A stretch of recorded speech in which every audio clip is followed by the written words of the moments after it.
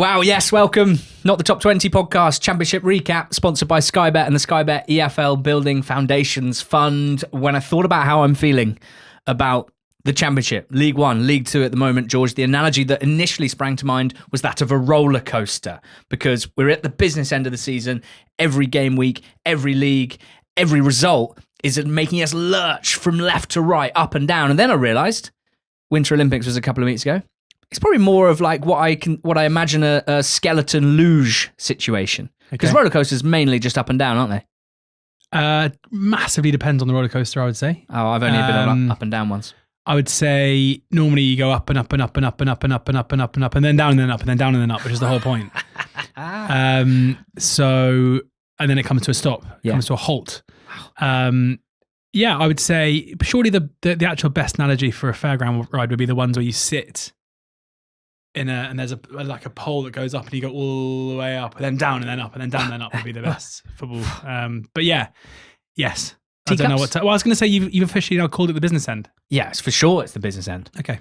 I've always thought business end,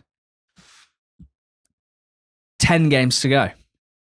Between 8 and 10 games to go. Basically I think 9-10 now. Because what you're missing is the run-in. Okay.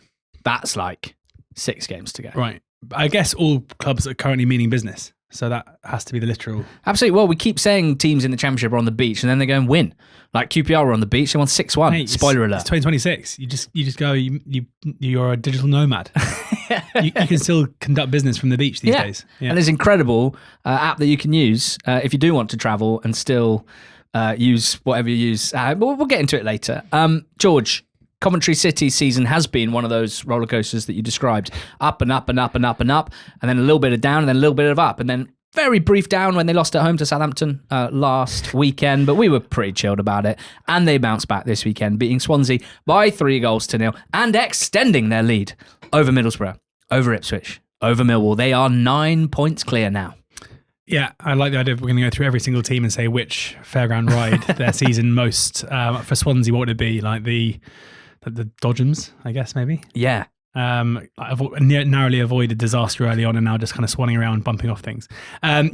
This was a kind of mad 15 minutes of the end of the first half of Coventry, which won them the game. I think Swansea will see this game as an opportunity miss, which sounds weird when it's a game that finished 3-0, but Swans came close on various occasions at quite big moments in the game before basically then immediately conceding afterwards. It felt like a first half basketball game where every time Swans came forward, their shot kind of hit the rim of the basket and fell away, and then Coventry would go the other end and nail their shot. Is that how basketball works? Yeah. Thank you. Yeah, exactly. For it, and then which ended up in them getting a 3-pointer, which is a win in football. Spot on. Spot on.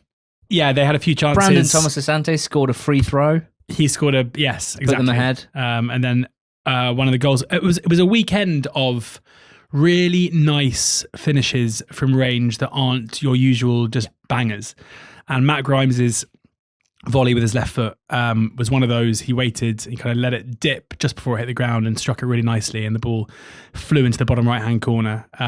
He looked like he'd forgotten that he shouldn't celebrate for a second before remembering to show some respect to the club where he had such a brilliant spell. Vidal then hit the post, which would have probably seen the game go to half-time at 2-1. But Sakamoto had a deflected effort that went in to make it 3-0. It was interesting. I felt like watching the extended. I didn't watch this live because I was away this weekend, but watching the extended highlights back, Onyeka seems kept popping up, putting in crosses from the right-hand side, which I couldn't really understand. I'd like to have seen how that manifested itself during the game. But Coventry were pretty good in the second half. They saw it out relatively well. Carl Rushworth made his staple very good save, just to remind everyone that even if they're Coventry winning 3-0, he's still going to play a part in ensuring that they get over the line. So yeah, a big win for Coventry.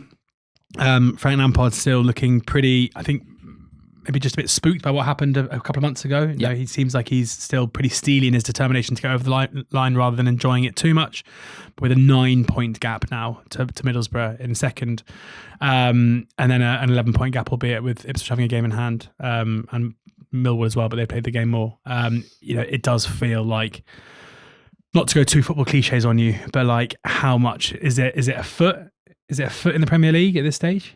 I'd say it's torso, foot.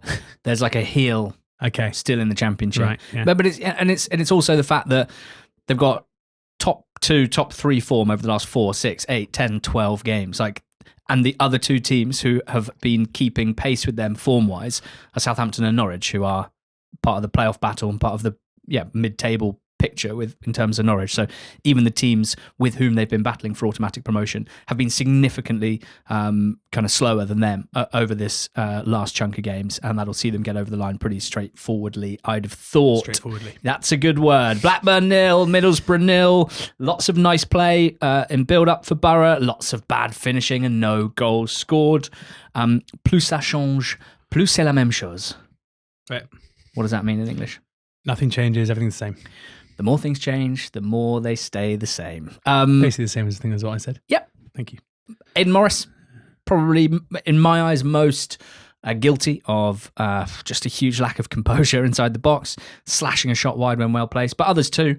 I wanted to see Castledine from the start, as I said last Monday, because I have the sense that he'd be the most composed and pretty well placed to start finishing the type of chances that they're creating compared to some of the other players in their front line. I didn't get my wish. He came on in the second half, and Borough had kind of slowed down a little bit at that point. So a really valuable point for Blackburn, you have to say, after winning the previous weekend. But more points dropped, more frustration for Borough. The good news for them, I suppose, was they didn't lose any ground on those beneath them. Ipswich and Millwall played each other and drew 1-1. I got to start at the end because Millwall had a chance at the death, which saw Femi Aziz have a shot saved really well by Christian Walton, and then it fell to Mihailo Ivanovic, who smashed it. It hit the underside of the bar, bounced down, hit the keeper, bounced out rather than bounce in. And as you can tell, like as we get towards the end of the season, I do get like I fully buy into the excitement and the importance of these individual games at this point. I feel very strongly that everything we've all been through over the last 7 months leads us to have to enjoy even the smallest moments and their significance at this part of the season, in the business end of the season. And that is just everything in a nutshell. Everything I love about football and the EFL and the jeopardy of automatic promotion, and this particular Championship automatic promotion battle. I'm absolutely loving it, and that summed it all up. And what a second half response from Millwall, because in the first half, they were second best, as you might have expected, away at Portman Road, and Jack Clarke had put them ahead.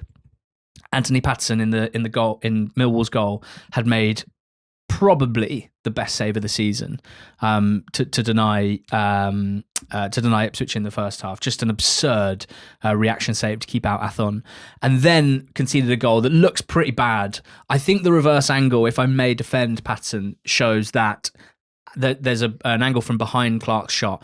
It's very clear that there are basically 3 bodies, defenders and or Millwall attackers, Ipswich attackers, that are directly in between Patterson standing on his line and Clarke when he shoots. And I think by the time it gets past the sort of last body, essentially, I think the first time he sees the ball, it's already halfway to goal, and he's taken a half step to his left, potentially trying to preempt a shot into the other corner, and Clarke's whipped it near post instead. So a good goal from Clarke, but Ipswich didn't press home their advantage. Negley was magnificent for the equaliser, showing great strength and tenacity to trap the ball, shrug off defender, and then quality with the cross for Coburn to equalise.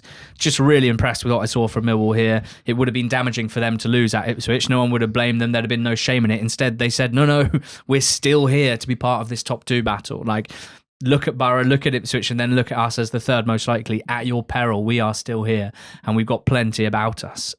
Ipswich are interesting to me now, George. They don't have a game till Easter Monday. They're not playing Southampton as scheduled because of Saints' FA Cup quarter-final.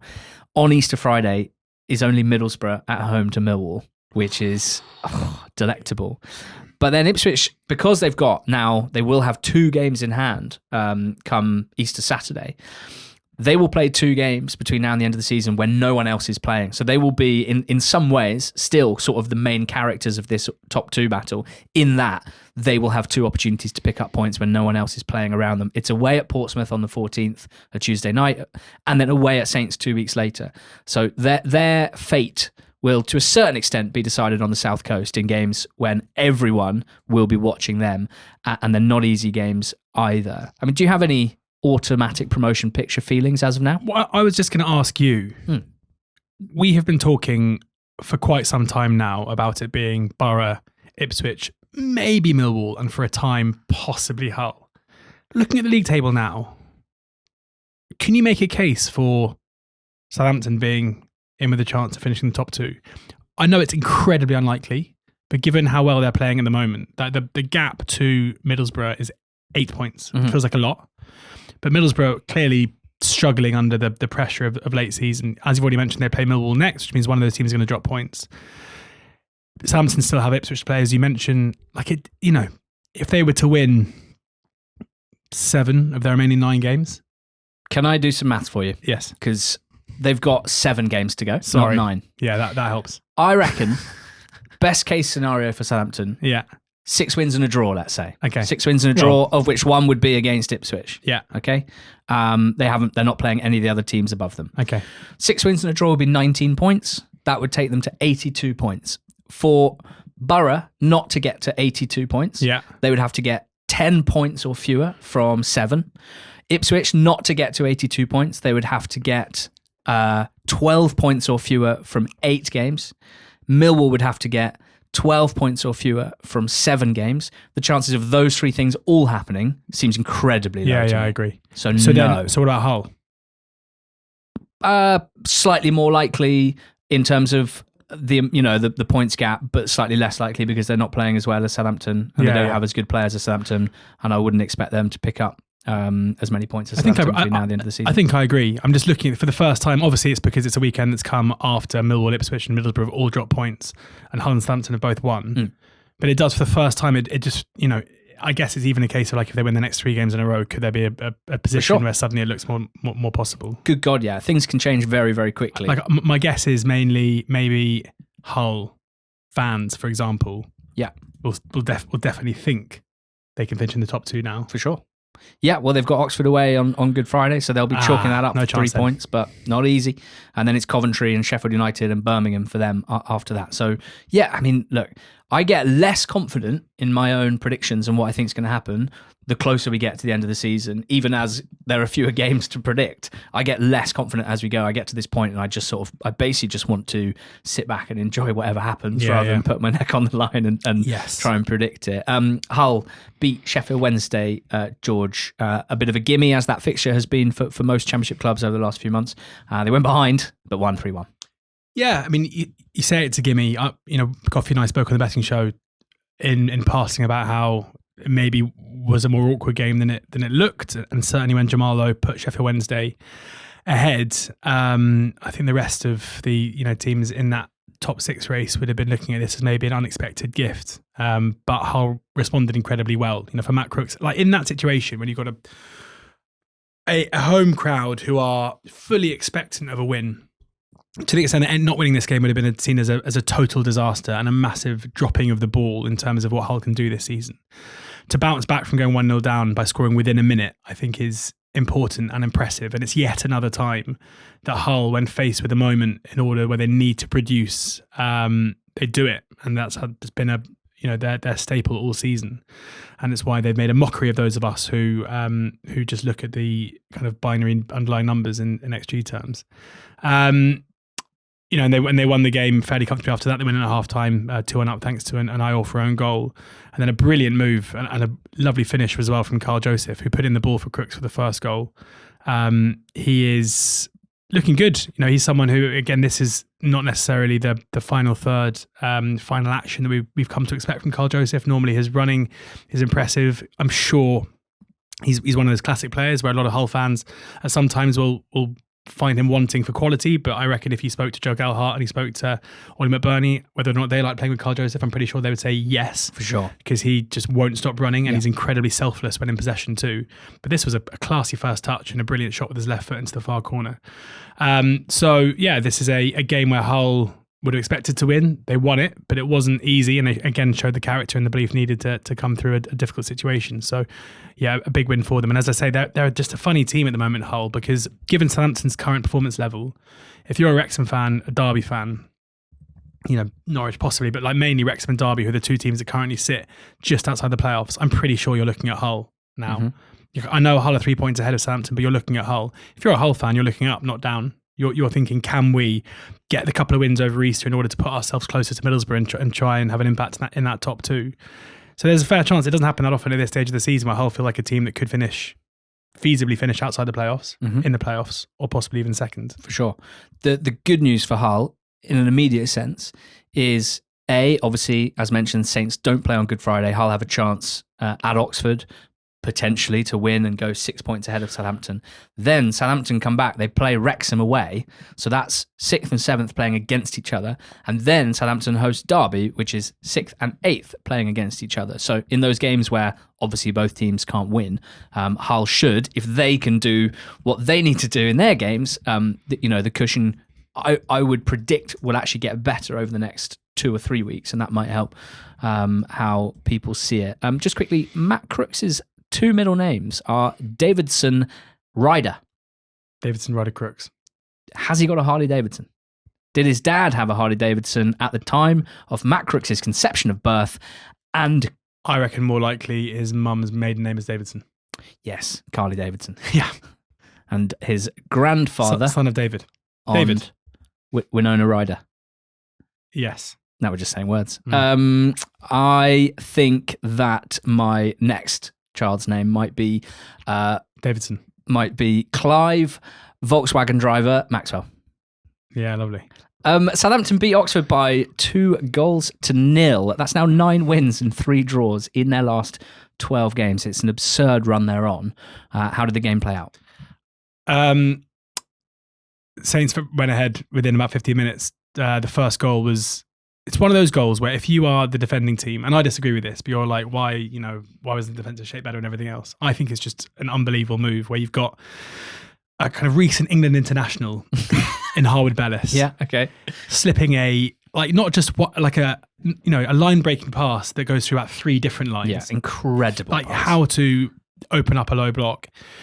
Oxford play with the back 5, and it's one of those kind of balls in that channel between the left side of centre back and the left wing back that often bears fruit against the back 5. But that's normally when the wing back is committed forward. But Curry wasn't committed forward. It was just the weight of the pass was perfect. We know that Tom Fellows is rapid and faster than Jack Curry, so he runs around the outside, gets in behind Curry. It might be a pass that isn't on if you're playing a 4, but I don't think it's necessarily anyone's fault that it happened. It was just sometimes very good footballers find ways to find good passes, and Fellows squared it to Larin, who tapped home from close range. The second goal, I think, should be in the conversation for goal of the season in my mind. And I got a tweet at 5:26 p.m. from an account called The Birdie Train, which I love, albeit he's waited 25 minutes to decide to come at me on Twitter. I hope you talk about the Shea Charles goal for more than a minute, XOXO, which made me think, like, normally a minute feels like quite a long time. Yeah, there's only so many words you can often use to describe normally a goal. It's like, I hope you talk about this goal for more than 10 seconds. Yeah. A minute, I reckon I can talk about it for a minute, but I'm going to set a timer. It might stretch me. 1 minute and 1 second timer, go. Okay, it was an amazing goal. It came from a corner after a Manning shot was deflected behind by Brodie Spencer. Oh, you've just bought yourself 7 seconds there. I know. You got to. Who cares where the corner came from? You're buying me more seconds right now. This is ridiculous. Corner, and it was a terrible, terrible set piece routine that they completely messed up. And the ball somehow found its way to Shea Charles, who I'm pretty sure wasn't even meant to be involved in the move. He has to have been, based on where he ends up hitting the ball from and the fact that he's clearly stepped onto it. Yeah. He has to have been in and around the centre circle. Yeah. When the set piece was taken. And the ball runs across him, but like he's having to almost run like backwards rather than onto the ball. And he somehow finds this strike where, when you watch it, it's one of those goals where when you see it first live, you're like, oh, what a strike. And then you see the reverse angle and you see that he has started. Like the way he's having to kick the ball, because it's kind of in quite an awkward area, just means he gets this unbelievable kind of swerve and curl into the top right-hand corner, leaving Jamie Cumming with absolutely no chance of getting near it. Thank you very much. That's a happy birdie, man. incredible goal, and You love a moment of goals, quality. and you always say, I just like goals that like I haven't really seen before. Yeah. And like this is definitely that. Yeah. It's actually quite jarring because it's just so random. There's an incredible reverse angle that we tweeted on NTT20 Pod Twitter account, and the goal's been scored against your team. Which And bittersweet. I also like goals that kind of come out of a moment of like loose play.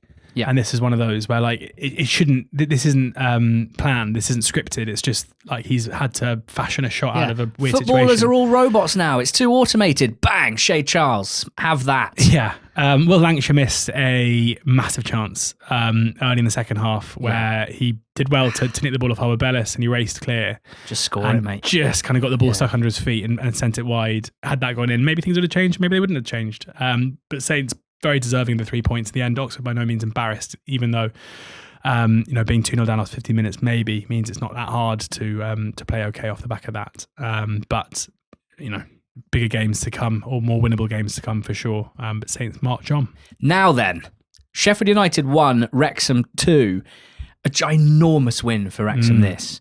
When you consider that in the week they played on Tuesday night, they lost at Watford and they played poorly. Badly, yeah. Then they watched as Southampton beat Norwich, the form team in the league, on Wednesday night and took 6th spot off them. They knew Saints had a home gimme against Oxford and they were going to Sheffield United. Whoa. And they bounced back within the game as well from 1-0 down. And not just from 1-0 down, but in the first half, Sheffield United were purring. Look, I know fans of other clubs sometimes get annoyed when they hear like what they consider to be over the top praise of another club that isn't their club. And like, the result is clear and Sheffield United lost this game. So if you think that this is a waste of breath, that's absolutely fine. But I'm going to say it anyway. Some of the football that Sheffield United played in the first half of this game was as good as anything I've seen from, it's up there with a sparkling Borough under Hellberg performance. It's up there with when Coventry get their patterns just right and they're all, they're all moving telepathically. Some of the play, some of the chances created were, it was just brilliant to watch. And I'm talking about Brooks and O'Hare and Harmer and Peck in general, combining whoever involved from the right of defence as well. Bamford missing an absolute sitter at 0-0. They still went ahead through Brooks, and it was the culmination of a brilliant 49 minutes of football from Sheffield United. The problem is they forgot to see it out, and Wrexham are very, very good at punching you in the face if you allow them to do so. A pretty simple goal saw Windass equalise, and someone who is very famous for refusing to celebrate goals because, as I think in his words, he always says, well, it's just my job, celebrate the goals. Why would I run around, pat myself on the back? But former Wednesday player doing it at Sheffield United and basically turning around and walking back to the centre circle was quite a funny visual. And then they went again, Kabore down the right, crossing to Sam Smith, diving header. As Hugh wrote in Weekend Notes, it felt like a bit of an old school, like 1990s Premier League headed goal. Wrexham win 2-1. Sheffield United have double the XG, double the shots, double the beautiful football played, but Wrexham pick up the 3 points. And at this stage of the season, that is obviously the most significant thing. Now, Derby beat Birmingham by a goal to nil. Derby are 8th, and they're 3 points behind Wrexham and Southampton, and that's 4 home wins in a row for Derby. Now, you may remember that in their first 19 home games of the season, or in their previous 19 home games, which stretches to last season, they'd only won 4 of 19, and their home form was held up as, yes, Derby have improved throughout the season, and they're an impressive side, and they've established themselves at championship level, but their home form's letting them down. That's why they can't challenge for the playoffs. That's a thing of the past now. They absolutely hammered Birmingham City, who, we should remind ourselves, with apologies, Blues fans, I doubt you are watching. Birmingham City appointed Wayne Rooney, having sacked John Eustace, who had them in and indeed around the playoff places a couple of months into the season. In announcing Wayne Rooney, they wrote a new first team. In sacking John Eustace, they wrote a new first team manager will be announced in the coming days, who will be responsible for creating an identity and clear, no fear playing style that all Birmingham City teams will adopt and embrace. It was impossible to read those words without thinking that was a reflection or a judgment on John Eustace's style of play as Birmingham City manager. Derby absolutely battered Birmingham in this game, playing forward quickly with exciting attacking players. It was a 1-0 battering.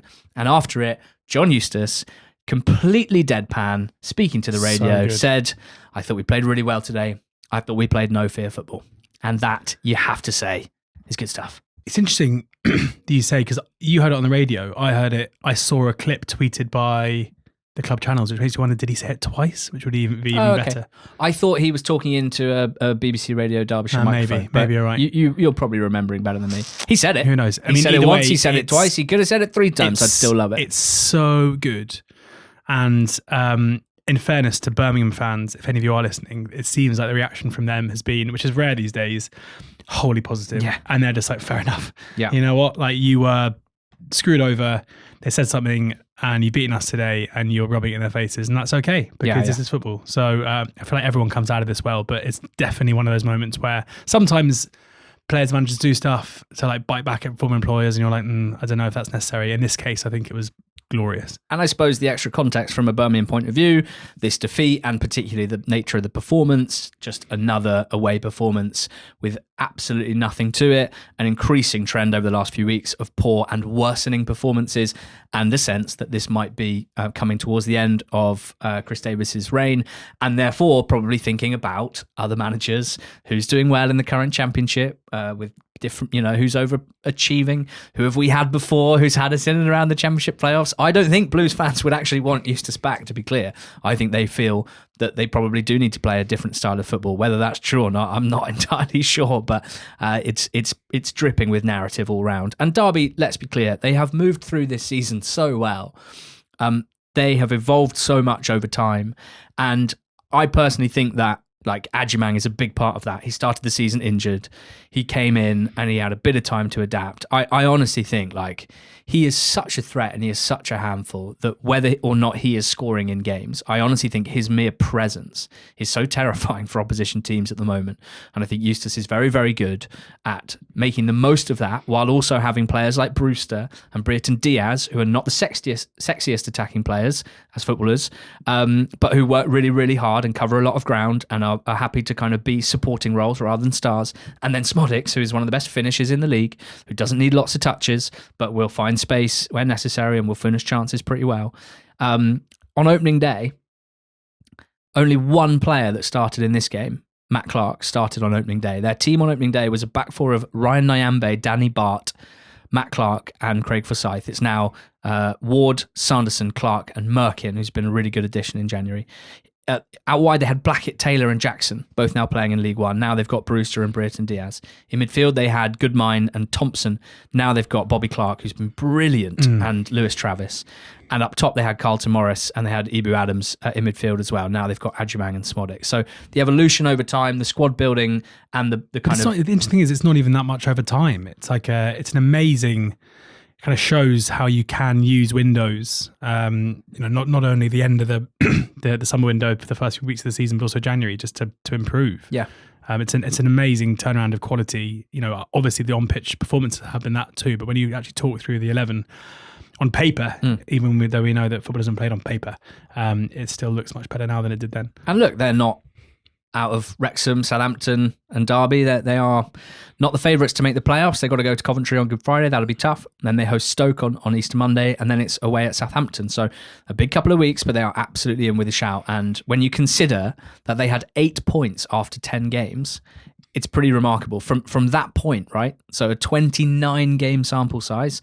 The league table reads Coventry at the top, 58 from 29, then Ipswich 56 from 29, and then Wrexham on 53 from 29, and then Derby and Millwall on 52 from 29, Southampton and Hull 51 from 29. So they are in the conversation as having been among the best teams in the league now over a 4 or 5 month period. And it's quite a similar trajectory to Wrexham, who we just talked about.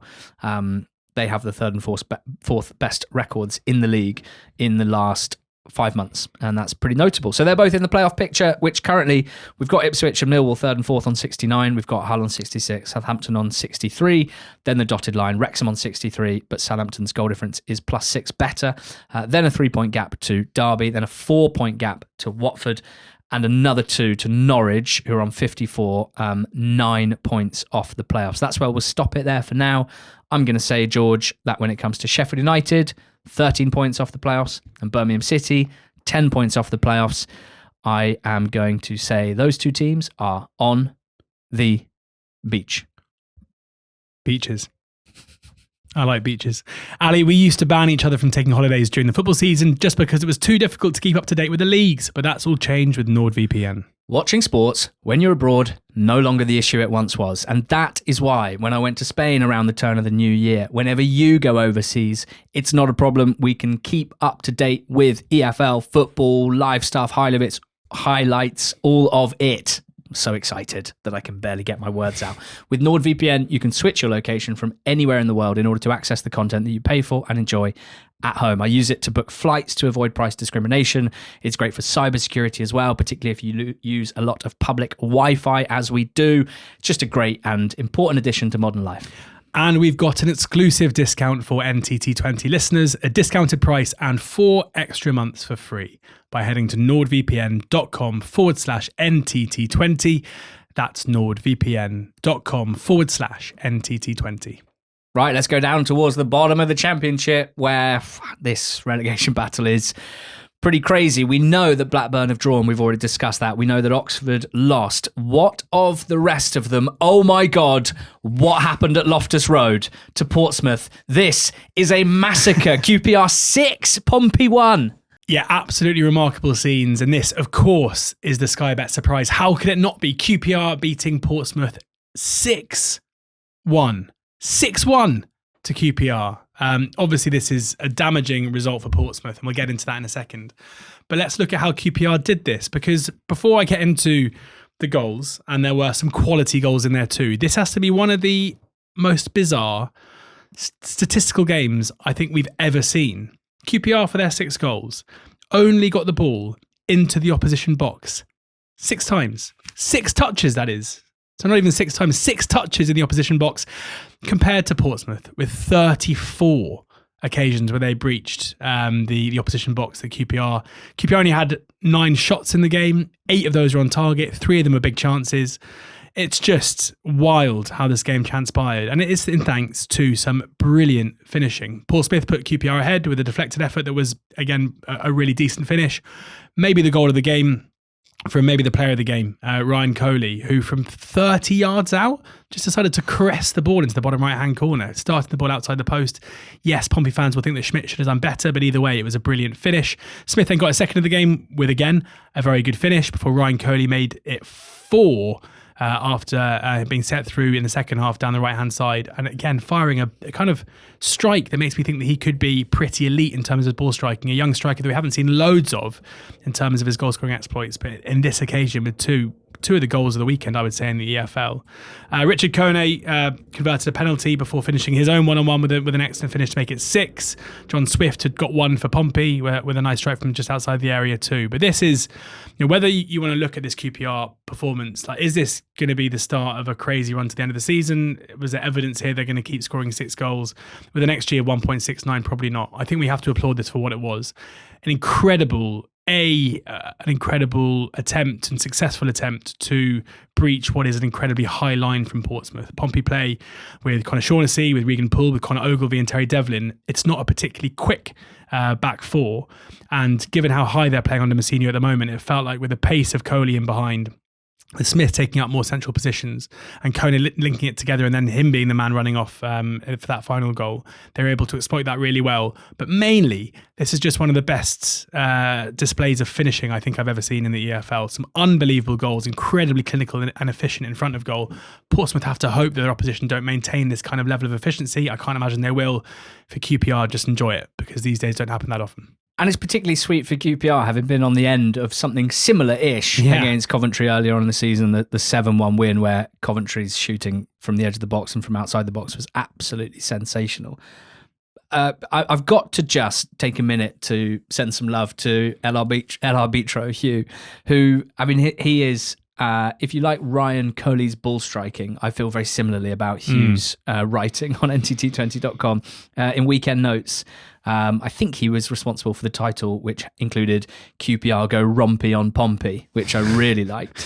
But he also wrote of Coley, his right foot is a combination of paintbrush and sniper rifle. And I think that is pretty spot on. It might have just been a one-off, but those 2 strikes do suggest a fairly otherworldly ball striking ability, which has got to be pretty exciting. It's the first time they've scored 6 in a league game since 2020. And in their previous 5 home matches combined, they'd not scored 6 goals. With Pompey, they played Derby, didn't they, last Monday night? And just struck by how chaotic that game was. It was played at 1,000,000 miles an hour. Yeah. I think by choice for Portsmouth. And they were on the wrong side of it, partly because it looked like when the ball got into the final third, particularly with their wingers, Ali and Caballero, like these are sort of quite chaotic players who maybe are suited to playing very high octane style, but who just didn't quite have the technical side of their game locked in, and they were really poor in the final third, and that kind of meant that a really chaotic game went against them. And again here, like the way in which they are cut open, admittedly by some excellent Harvey Vale midfield play, it's got to be very, very, very concerning. We should make the point, George, we were having a chuckle about this earlier, and this isn't meant to single out any particular Pompey fan, but we did both see separately Pompey fans saying, that's us, we're down. And it's an understandable reaction to not just getting absolutely pumped, romped by Rompy Pompey at QPR, whatever you want to call it. They've got 1 point from their last 6 games in the league. They thought they were getting safe, and now they're anything but. They're also not in the relegation zone. They also have a game in hand, which is at home to Ipswich. Not an easy one, but they do have a game in hand over everyone around them. And we were reflecting on the fact that this season, there's got to be at least half a dozen teams, not even including Sheffield Wednesday, who have actually been relegated. At least half a dozen teams who at some point there'd have been portions of the fan base going, all right, that's us, we're down. Can't come back from this. Cannot come back from this. And the reality is, George, no one's down. No one's down yet, apart from Sheffield Wednesday. So yeah, Wednesday are down. Yeah. 4 weeks ago, Oxford were down. Yeah. 4 weeks ago, Leicester were down. Yes. Pompey are currently down. Mm-hmm. Baggies were down 2 weeks ago. Good God, yeah. Blackburn were down a week and a half ago. Ooh. They're all down. Yep. Norwich were down. Norwich were down when we went. Norwich won, Oxford won. They were down. They're 10th. I'm pretty sure Preston were down last week. And they're 13th. Swansea at the end of Sheehan's reign, they were down. Surely they were down. Yeah, they're gone. Were Sheffield United down after the Bristol City game in August? Yeah, after opening day. Yeah, I mean, I think when they had 0 points from 6 games, 3 points from 8, down. They were probably down. Yeah. Felt like it. Yeah. No one's down, apart from the team who is down. But no one's down. None of you are down. Portsmouth, not down. Oxford, down. Not down. Not down. Not down. West Brom, definitively not down, George. They only went and beat Bristol City 1-0. And they were really good. It feels like they've turned a corner after the latest team to lose to Oxford and then decide that's enough is enough and they're going to sort it out. Because since then they've won 2 and drawn 2 and have been really impressive throughout. They were the better team against Bristol City. They scored from a set piece. George Campbell scoring from a set piece. It does feel like James Morrison might have made quite a concerted effort to improve West Brom's set piece output because they've looked really dangerous in the last few games, which is a bit ironic given that Eric Ramsey came into West Brom with a reputation for being the set piece guy. Set piece whisperer. But they, even after going 1-0 up, they continue to pile the pressure on. There was a goalmouth scramble late in the game, which could have made the point safe. Malumbi went close a couple of times. Price had a decent effort late on. It was one-way traffic, really. Bristol City had one shot in the second half at home to a team just outside the relegation zone who'd been up since the 25th minute. That came from McCrory, which nearly, Vitek had to make a decent save to keep it out. But it was pretty pathetic from Bristol City at a time where the other teams around Bristol City in the league, if you're looking at QPR, for example, who just spoke about with a resounding victory, Norwich, who maintain their current level of form, it feels like Bristol City are the ones who are from that pack who are kind of slowly drifting down towards the the bottom end of the table, albeit they should have enough points on the board with 51 for it not to become an issue. But if we're projecting beachiness onto teams and they're proving us wrong, Bristol City are the ones who look miles off it. And Leicester, they're still in the zone. They drew 1-1 at Watford. George, when I die. Don't want to think about it. And I think I'll probably die before you. Possibly. Probably. Maybe. I'm older than you. If we were to price up the market, it'd be 10 to 11 each side, which is quite exciting, actually. Okay. There's a good betting market. Who's getting that margin? But when I die, right, I want Watford Football Club to carry my coffin so they can let me down one last time. Nice. Because every time, every damn time It happened pre-season because they signed some exciting-looking players on paper. It's happened at least 3 times during the season. The win against Wrexham in midweek had me dreaming of Hornets, right? And I know it had you dreaming of Hornets because you picked them on the betting show. We're dreaming of Chakvetadze and Loser and Ekwa and Irankunda, Vibes FC heading into the playoffs. Loser. No. Nominative determinism. God. Although he's actually very good. Not a serious side, not a serious performance. Miles second best against Leicester. Fortunate not to lose. Grateful for the shot stopping of Selvik. Abdul Fatawu bought a penalty off the ref. It's a dive. Let's call it what it is. It's a dive. It's a much more extreme version of what we talked about with Ohashi and Sturge last week, where he kicks his foot in an unnatural position in order to hit the defender and then fall on the floor. Actually, he was already halfway down. And thank goodness Daka saved that penalty. That was justice. No, Daka had his penalty saved by Selvik. That was justice. We should say that Sturge's red card did get rescinded, and I think it's because he didn't actually foul Ohashi. Leicester are a weird team, aren't they? Because under Rowett, they've had some encouraging performances that haven't necessarily led to wins. They've had some really poor performances in there as well. Here, I think they were the better side. I think they probably deserved to win on balance, but they didn't. And at some point, with 7 games to go, they're going to need to win more than 1 in 6 if they're to stay up. It's a George. I always throw to you on the relegation picture because I know that you're checking the Championship. I'm living it. I know that you're checking the table a lot more than I am. Oxford are on 39 and 23rd. Leicester are on 39 as well. Their goal difference is +6 better than yours. Then Pompey are on 40, but they have the worst goal difference of the lot, but they have a game in hand. West Brom now 3 points above that and 4 above the drop zone on 43. Same with Blackburn. Yeah, it feels like this was a weekend where West Brom's performance really makes me think that things. I mean, you say this. Obviously, Pompey were playing well a couple of weeks ago, and look what's happened there. So it's not a given that they'll maintain it. But West Brom feel the team to me at the moment from 19th downwards, where if they maintain their current level, they will finish clear of the rest of us, basically. They've turned it around and are playing very well and have the players to do that. Leicester's performance at Watford was a concern, but they're still in 22nd. Right now, I'd be pretty amazed if one of Pompey or Oxford don't get relegated. If they feel to me the likeliest to, and it strikes me that their game against each other on Easter Monday is just going to be seismic for both. I know we joke about it a lot, but for both teams, this feels incredibly significant because whoever loses that game, back where they started 2 or 3 years ago, is going to really struggle to get out of the mess. Blackburn, I don't think are out of it at all, even though a couple of much better results. Oh, you know what kicks off half an hour after Portsmouth Oxford on Easter Monday? It's only Blackburn at home to West Bromwich Albion. Half an hour later. Yeah, 12:30 kickoff, your game, 3 p.m. kickoff of their game. Oh, right. I think it was in half an hour after they kicked off. I was like, that's weird. 1 o'clock kickoff. No. So that's all exciting. Pompey and Oxford seem the likeliest two to me, with Leicester and Blackburn a little bit clear of those two in terms of probabilities, and then West Brom the unlikeliest. Probabilities, schmobabilities. Which I'm pretty sure is actually the way that it looks. Yeah, Sky Bet have Oxford 4-11, Pompey 10-11, Leicester 11-8, Blackburn 13-8, and West Brom 11-2. So exactly as I see it. With Charlton, don't forget Charlton.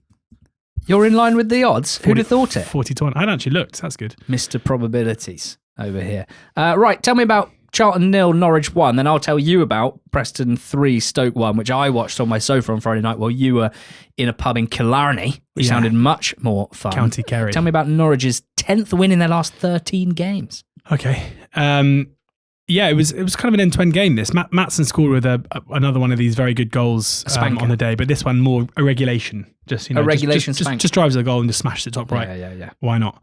And Norwich were pretty good value for it. They put in a decent performance from an attacking standpoint. I would say Fiskarden had a couple of really good opportunities that he couldn't bury. Magoma looked as lively as he has done consistently since joining Norwich. Has to be one of the signings of the season. But Charlton had chances as well. Kane Ramsey hit the bar with a header from a corner. They came close a couple of times, a couple of decent saves made by Kovacevic, and I think Charlton fans probably would have left thinking that if they could have taken a chance, they could have got something out of the game, but it wasn't to be. Norwich's slim top six hopes. It feels like they're basically a loss away from those dreams becoming just dreams. Charlton still probably need a few more points to go over the line, but are still in a pretty dominant position. So, I wouldn't say much was lost by either side, and a decent enough performance from Charlton and from Norwich. Just one long-range strike being the difference between the two. Mate. What? Chris Owellamo and Lee Trundle I saw that. are boxing each other. I wouldn't want to box Chris Owellamo. Nor would I. Lovely guy, big guy. We've, in a previous life, worked with both of them. I must have worked on about 100 shows with Chris Owellamo back in my Football on 5 days, and I'm sure we came across Lee Trundle once or twice in our Sky days. Two of the most delightful of all the former pros that we've met and worked with. But surely Owellamo is going to absolutely batter him. He's one of the biggest human beings I've ever come across. Hugging Chris Owellamo is like being hugged by The Rock and the Rock of Gibraltar. Yeah, Lee Trundle though was probably going to do some unbelievable skills in the ring, and kind of duck and dive his way around. Footwork. Owellamo, yeah. Interesting. Footwork versus heft, a classic boxing matchup.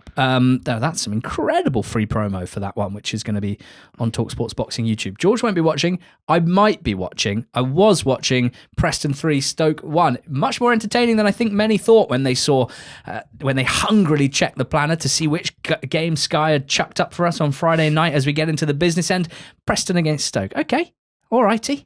But I wasn't expecting it to be 1-1 after about 15 minutes. But Chamado's cross found Sorba Thomas, who volleyed home. What a season he's having. What a man he is, playing for a pretty poor team, sadly. And then it was all about divine intervention, divine running in behind and finishing. I think it was a Stoke set piece that ended up in a divine one-on-one at the other end, which he finished. Question marks, as has been the case quite regularly with Tommy Simkins shot stopping. The injury to Victor Johansson, it's no surprise that would have been quite significant for Stoke, but the extent to it has been pretty astounding. Whiteman may be a bit lucky with a pretty horrible foul in the centre of the park. I think he might have seen red on another day at 1-1, and then PNE turned it on. Dobbin, what a cross to Osmajic, who headed home, and then Dobbin to Osmajic, through to Devine on the counter-attack. He dinked it over Simkin. Lovely finish, lovely player. All happy when it comes to PNE. They're not going to get relegated. They are going to be in the Championship again next season, and I, for one, can't wait for that. As for Stoke, they will be too, but they might be a little unhappy. Mark Robbins saying they let the fans down with that one, and it's all getting a little bit, Stoke City, Plus ça change. Who do you sack, the manager or the sporting director? That's the classic Stoke conundrum. What else can you change? Do you just keep changing the same thing that you always change? Maybe. Next week, no Championship action this weekend, but if you think that means there won't be Championship chat on the pod next Monday, you are wrong. There's going to be a very big episode. It's going to be broadly titled Welcome to the Run-In. We're going to be going through stuff, trying to work stuff out, and yes, probably making some predictions as well. So join us then. And if you like League One and League Two, we got weekend recaps for them wherever you found this one. Cheers. Go well.